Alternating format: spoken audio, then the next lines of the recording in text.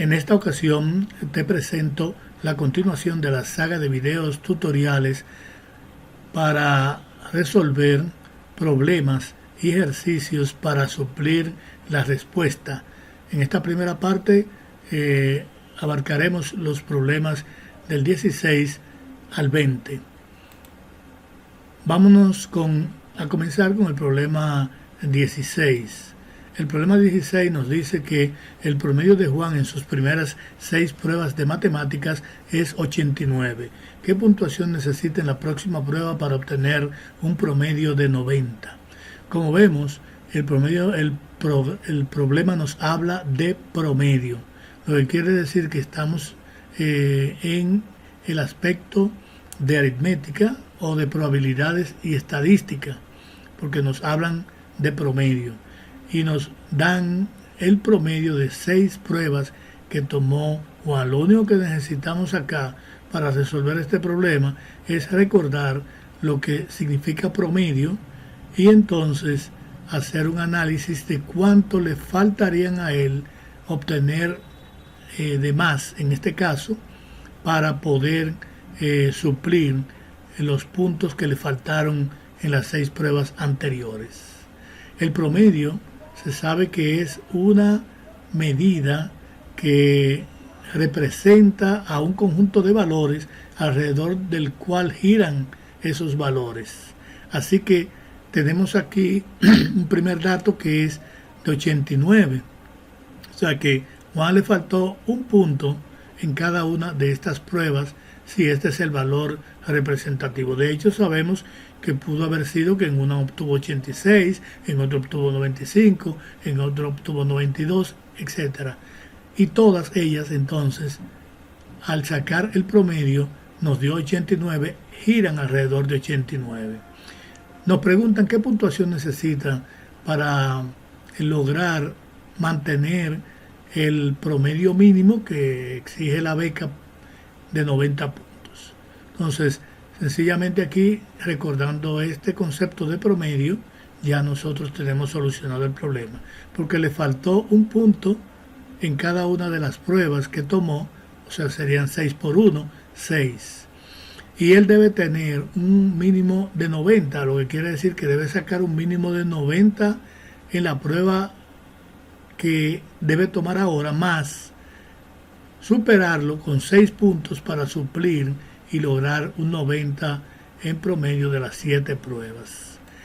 Vamos a recordar que promedio se simboliza con una X y una barra encima, que significa media aritmética o promedio, porque el promedio también se conoce como media aritmética. La prueba la voy a simbolizar con una P y un subíndice que me indica cuántas pruebas, 1, 2, 3, 4, 5, 6 y 7. Lo que quiere decir que la solución del problema tendría que la puntuación que él debe obtener, la P7, sería 90 más 6 puntos. Esto es, debe obtener 96 puntos y con esto el problema queda solucionado. Esa es la solución del problema, 96 puntos. Repito, debe tener 90 más suplir los puntos que le hicieron falta aquí, que fue un punto cada vez de cada una de las pruebas.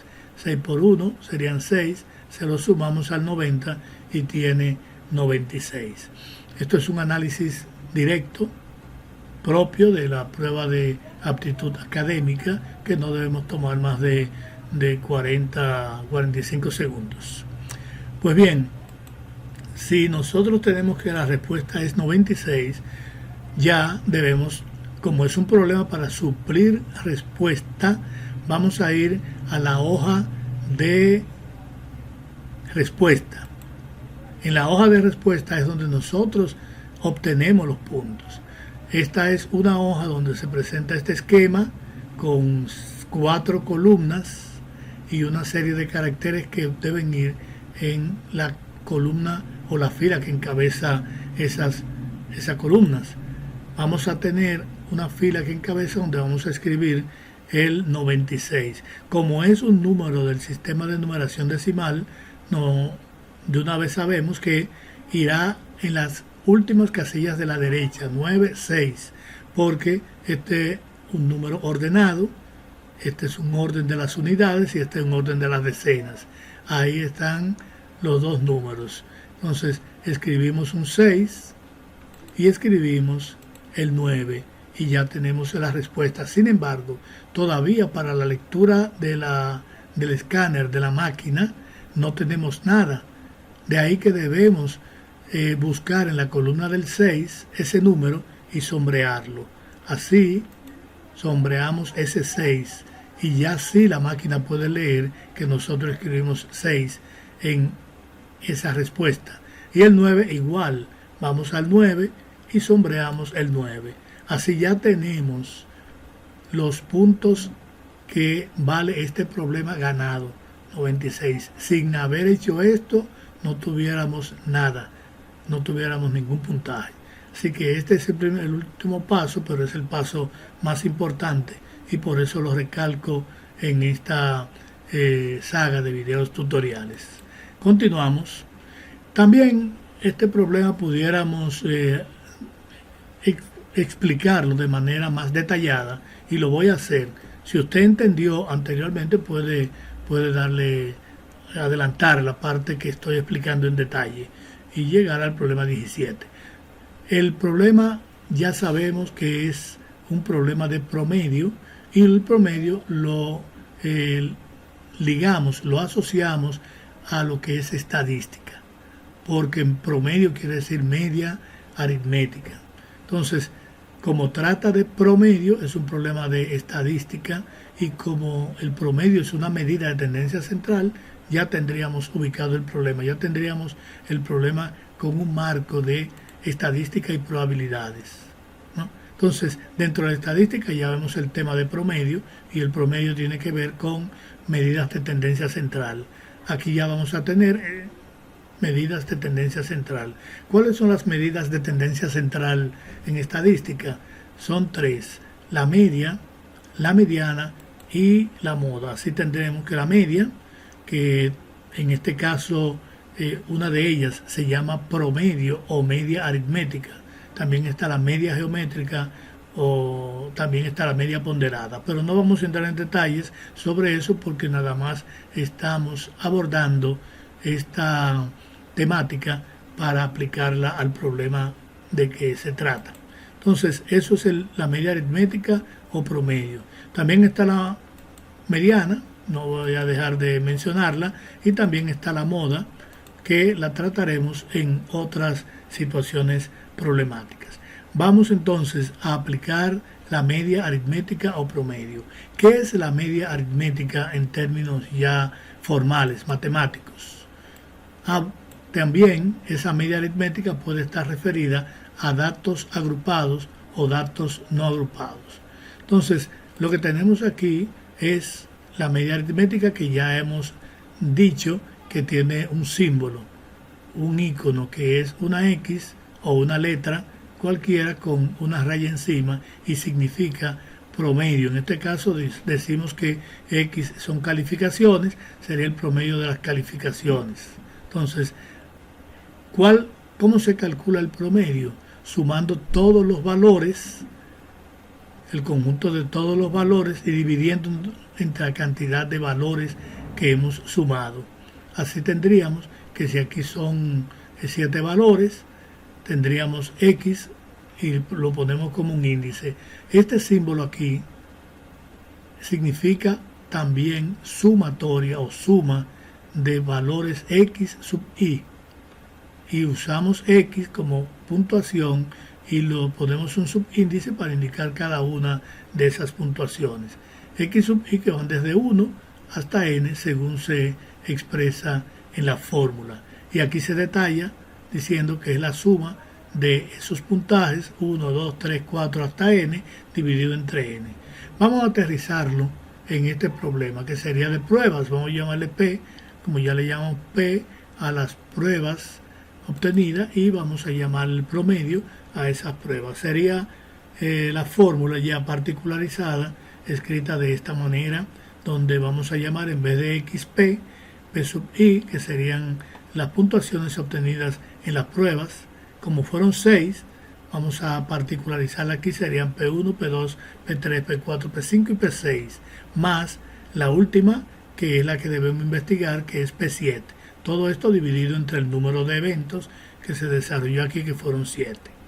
Así que vamos a aplicarle esa situación. Vemos que estas primeras 6 pruebas que él tomó tuvo un promedio de 89. O sea que podemos entonces saber cuánto sumó, cuánto fue la suma de estas 6 pruebas, multiplicando 6 por 89. Porque si bien es cierto que pudieron tener una 92, otra 88, pero todas tienden a 89. Por eso la podemos estandarizar y multiplicarla por 89. Entonces sería 6 por 89, 534. Más 7, estoy sustituyendo estas 6, la suma de estas 6, dividido entre 7. Entonces, este 534, ¿de dónde sale? Repito, de multiplicar 89 por 7. 89 por 7 es lo que me da, por 6, que son 6 las pruebas, ¿no? Es lo que me da los 534. 6 por 9 son 54, llevo 5.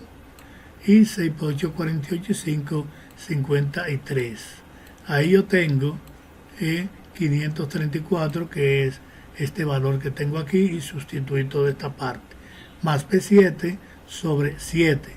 Igual al promedio de las pruebas. A eso le voy a llamar P así. ¿Cuál es el promedio que debe alcanzar? Que es un dato, 90 puntos.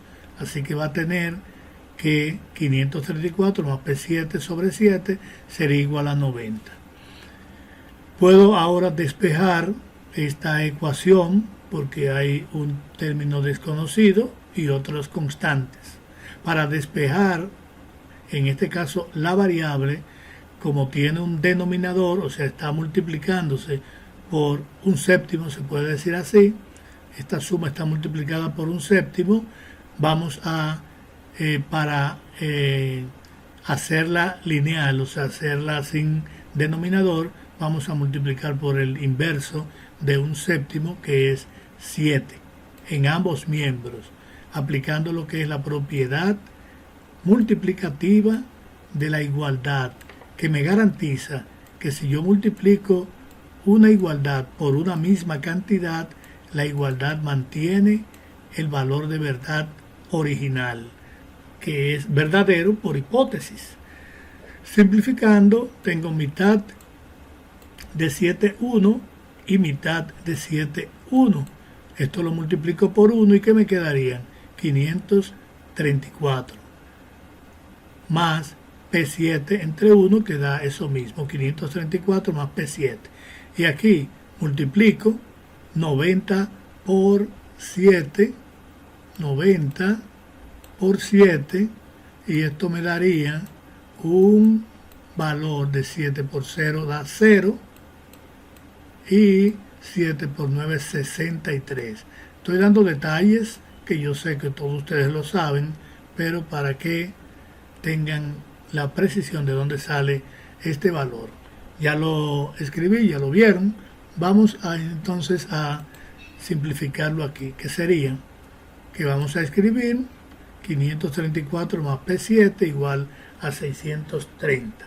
Despejamos la variable P7. ¿Cómo lo hacemos? Y siguiendo el mismo procedimiento que hicimos aquí, que dicho sea de paso, ustedes vieron que ese 7 no pasó para ninguna parte. Ese 7 se quedó ahí. Vamos a hacer entonces a despejar la P7. ¿Cómo despejo P7? Es decir, ¿cómo aseguro que esto quede solo, despejado, sumándole 0? Pero aquí hay 534. ¿Cómo yo, mediante algún artificio, logro que esto sea 0 sin alterar la igualdad? Aplicando la propiedad aditiva. Le resto en cada miembro de la igualdad el valor de P de 534. que es lo que acompaña a la P7. ¿Y esto para qué? Para que me dé 0 y al sumarlo con P7 quede P7. Entonces, cuando yo sumo 534 negativo más 534, me va a dar 0. Como ven, dije 534 negativo y yo no digo mala palabra. Si yo dijera menos, estuviera diciendo una mala palabra en matemática, porque ese signo se lee negativo. Entonces, simplificando, aquí me da que la suma de dos números opuestos es igual a 0. Y la suma de cualquier cantidad con 0, por ser elemento neutro, me da la misma cantidad. Por eso aquí me dio P7. Y de este lado, entonces va a aparecer este número que debo restarlo en ambos miembros para que no se altere la igualdad y aplique lo que es la propiedad aditiva de la igualdad, que es lo que me garantiza que yo haga esto. No fue que este 534, fíjense que se quedó ahí, no se alteró, ni que pasó para este lado, y todo una parafernalia de mentiras que pasó, dije, con signo contrario. Es un disparate matemático propio de lo que yo le llamo el maldición del valdorismo. Bueno, ahora resto 534 y ese sería el valor que va a tener P7. El resultado de esta resta, que ya sabemos que me va a dar 96. Al restar 630 de 534 me da 96. Así estaría hecho, 630, y lo hago para que se vea, no uso calculadora. Sabemos que eso es lo que pasa en la PA, no puedo usar calculadora, entonces lo voy a hacer a marcador y pizarra. 10 menos 4 son 6, 12 menos 3 son 9, porque cogí una y la convertí en unidades, y por eso es 10. Más 0, 10. 10 menos 4 son 4. Aquí me quedaron 2 decenas y le tomé una centena prestada y la convertí en decena y me dio 13. Son 10 decenas. Una centena, 10 decenas. 13 menos 3, 12 menos 3, 9. Aquí me quedó 5 menos 5, 0. 96 es la respuesta y ya está escrita aquí. Así que no se mortifiquen, porque es propio de detallar este tipo de enseñanza para que el aprendizaje quede bien fijo. Si vamos a hacerlo, entonces, lo igual que el anterior, no importa que lo hayamos hecho de esta forma o lo hayamos calculado de manera rápida como la otra, tenemos que ir a suplir la respuesta a una hoja de respuesta que ya la conocemos, que es esta. Escribimos el 96 como lo hicimos en la otra ocasión, y aquí no tenemos que explicar que hay que rellenar este 6, porque de lo contrario la máquina no puede decir que hicimos el trabajo bien. Y el 9 a igual acá. Ese es el problema 18 de las dos formas, en forma detallada, que debemos continuar. Entonces vamos a ir al problema siguiente de la guía de estudio de la prueba de aptitud académica oficial del College Board. Eso es lo que aparece en la actualizada 2020-21. El problema 17, dentro de lo que es lo que comprende este video, dice lo siguiente. Dice, el compuesto que se usa para cultivar orquídeas se prepara con 3 kilogramos de musgos por cada 5 kilogramos de cáscara de pino. Si se van a preparar 12 kilogramos del compuesto, ¿cuántos kilogramos de cáscara de pino se necesitan? Voy a usar los dos métodos para resolver el problema. El método directo pudiera ser pensar lo siguiente: ¿de qué tipo, qué aspecto aborda este problema? Como estamos hablando de mezcla, estamos hablando de una 3 y 5, estamos hablando de una proporcionalidad en ese compuesto. 3 y 5 es lo que se usa para elaborar el compuesto que sirve de abono para cultivar orquídeas. Así que cuando hacemos el compuesto va a tener un peso que no va a variar, porque aquí serían 3 más 5. O sea, vamos a tener un compuesto que pesa 8 kilogramos. 8 kilogramos. ¿De dónde? De 3 más 5 kilogramos. El compuesto puede variar en su naturaleza, pero no va a variar en el peso. Así que por eso es que nosotros tenemos este análisis. Son 8 kilogramos del compuesto que hemos preparado. De musgo, ¿cuánto necesitamos? 3. Y de cáscara de pino necesitamos 5 kilogramos. Eso nos va a dar un compuesto que pesa 8 kilogramos. Esa sería la unidad del compuesto. La unidad del compuesto se va a formar por 3 y 5. O sea, que tenemos ahí evidente el tema de la proporcionalidad. Y recuerden ustedes que una proporción es la igualdad de dos razones. Por tanto, debemos pensar en cuáles son las razones que se expresan en este problema. En principio vemos que hay musgo 3 es la proporción de qué cantidad en el compuesto, de 8. Y hay 5 de cáscara de pino, de qué cantidad en el compuesto, de 8. O sea que si tuviéramos una mezcla o tenemos una mezcla, y eso, el peso no va a variar. Así que a la pregunta es, ¿y si tuviéramos que preparar un compuesto que pese 12 kilogramos? 12 kilogramos. ¿Qué cantidad de cáscara de pino necesitamos? Entonces, sencillamente aquí nos iríamos por establecer la proporcionalidad, las razones entre cáscara de pino y el compuesto. Porque aquí nos dicen que esa es la pregunta. Si fuera musgo, bueno, la pregunta iría aquí. Entonces le llamo X a la cantidad de cáscara de pino que voy a necesitar cuando sean 12 kilogramos.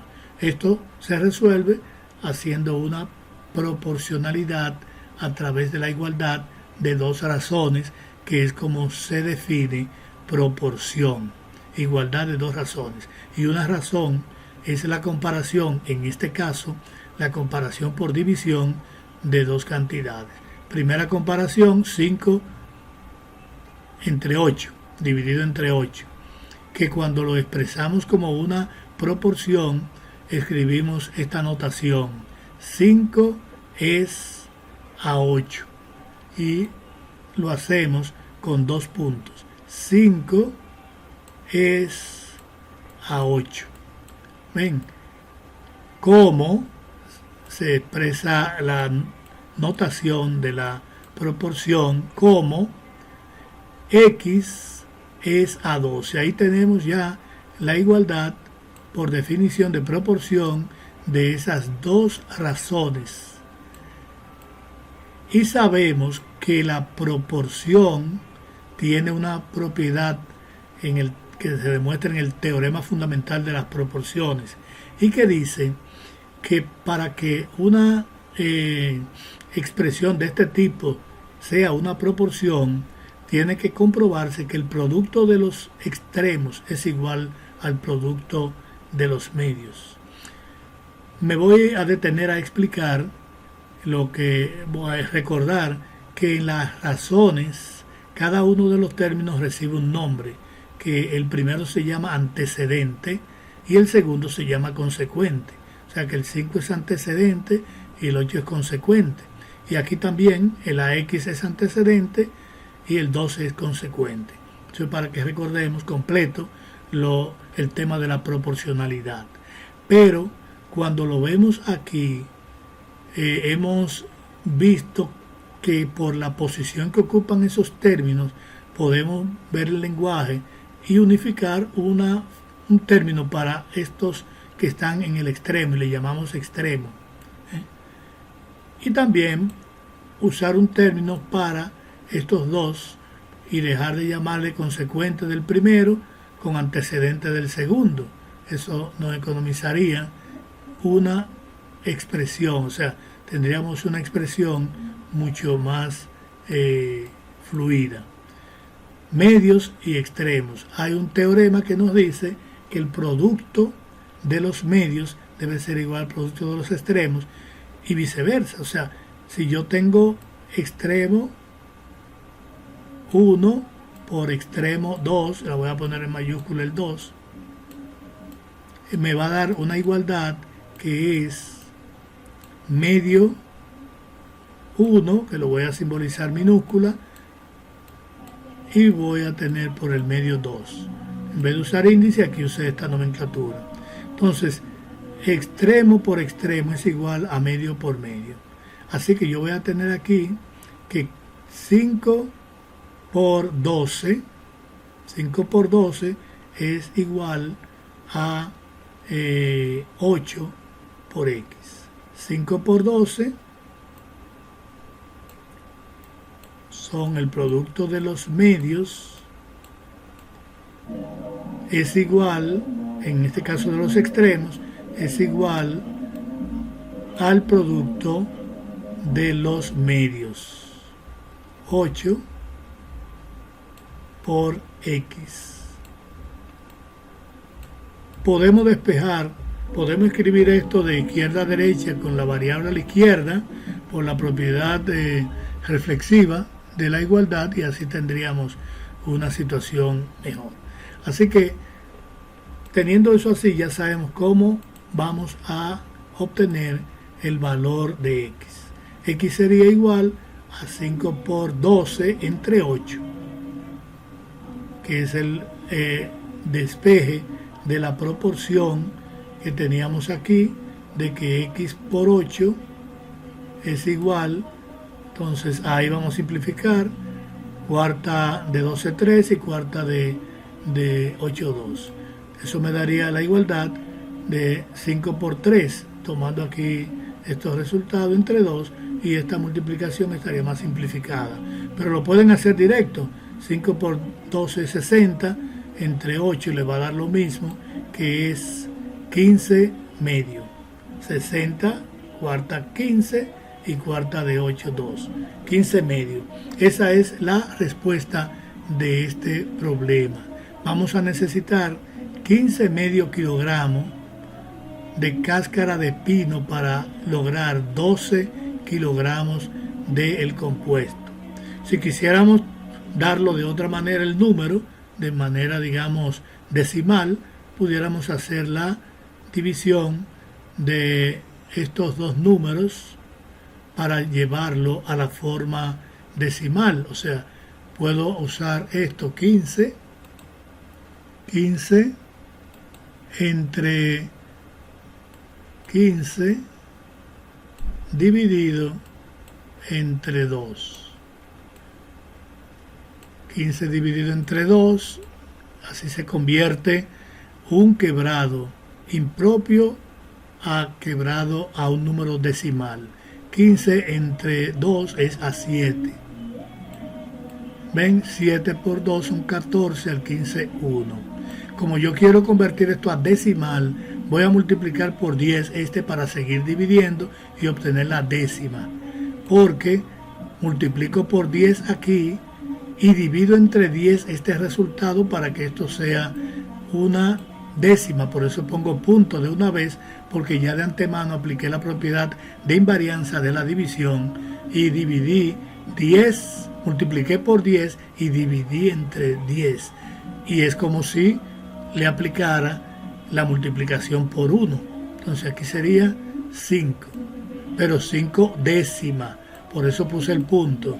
No es porque yo lo traigo, pongo punto y nada. No agrego 0, sino multiplico por 10 para que evitemos el llamado terrorismo pedagógico de algunos profesores que dicen, le pongo el 0 como si fuera mago. No, usted multiplica por 10 y multiplica por 10 por una propiedad de que yo puedo multiplicar por 10 cualquier expresión, cualquier quebrado. el numerador y dividir entre 10 el resultado, o dividir entre 10 el denominador, y el quebrado seguiría siendo el mismo. Así que voy a tener aquí 7.5 haciendo esto. También yo pude quedarme aquí 15 dividido entre 2 y decir 7 sobra 1 y hacer este número entero y construir un quebrado con el residuo y el divisor, y sería 7 medios. Pero ya yo sé de antemano que la prueba PAA no admite números mixtos, por eso lo llevé a número decimal. Bueno, continuamos. Así que ya tendríamos que esto sería igual a 7.5. Bueno, resuelto este problema, la respuesta es, en primer lugar, la respuesta pudiera ser, no voy a usar calculadora porque no se permite en la PA, no se permite eso. Entonces, vamos a ver, respuesta sería 15 medios. Voy a mi hoja de respuesta y escribo 15 medios. Pero como también obtuve 7.5, puedo haber ido por la respuesta de 7.5. Es uno de ellos. Por eso lo voy a hacer separado. Esta no se aplica porque la prueba PA no la admite. Tenemos aquí entonces la respuesta, que es 15 medios. Voy a mi hoja de respuesta y hago ahí, escribo el 15 medios. ¿Cómo escribiría el 15 medios? Como son 1, 2, 3 y 4 caracteres, tengo que contar la raya porque es parte de la fracción. Entonces 1, 5, raya 2. Ocupo las 4 casillas y no hay problema de que falte una, pero debo tener sí el cuidado de que cada uno de esos espacios debe estar ocupado por un carácter y solo uno, no más. Entonces 1, 5. No puedo escribir en el 5 la raya ni en el 1 el 5, no. Cada espacio corresponde a un carácter y solo uno. Raya y el 2, eso es 15 medio. Pero todavía la máquina no lo interpreta así y yo no he ganado un solo punto si no hago esto. El 2, debo resaltarlo en esta columna y lo resalto. La raya la busco aquí en esa columna y la resalto. El 5 la busco aquí y lo resalto. Y el 1 lo busco aquí y lo resalto. Ahora sí, obtuve los puntos que vale ese ejercicio. Esto queda descartado. Nada más lo digo para que se sepa que 7,5 es un valor para cualquier otra situación, pero que no aplica para la prueba PA. Bueno, vamos a hacerlo la otra respuesta 7.5. Igual, vamos a nuestra hoja de respuesta y en la parte superior, que están las columnas donde voy a escribir los números, escribo 7.5. Como número, que es del sistema de numeración decimal, yo voy a tener que voy a usar cada casilla un carácter, y esto a la derecha. Siempre a la izquierda puede sobrar cualquier espacio, pero a la derecha no puede sobrar nada. Entonces escribo 7.5. Fíjense que el punto ocupó una casilla, igual que el 7 y igual que el 5. Después que tengo eso así, entonces voy al 5 y lo sombreo, busco el punto que está aquí y lo sombreo, y busco el 7 que está aquí abajo en la columna, están todos los números, y lo sombreo. Ahora sí obtuve mis 45 puntos en este problema. Así que el 7,5 no aplica, lo pongo ahí para que se vea que es una respuesta. Lo explico de esta forma para que el que quiera pueda leerlo 1, 2, 3 las veces que quiera y ya tiene la respuesta. Vamos a dejar este video hasta aquí. Vamos a invitarle a que se suscriban a mi canal Matemáticas de Ciprián y algo más, y esperen el siguiente video. Con la suscripción ustedes le dan a la campanita y yo le enviaré este otro video que es la continuación de esto, con el problema 18 y el problema 19. Continuará el problema 18 continuará aquí en el próximo evento. Así que lo espero.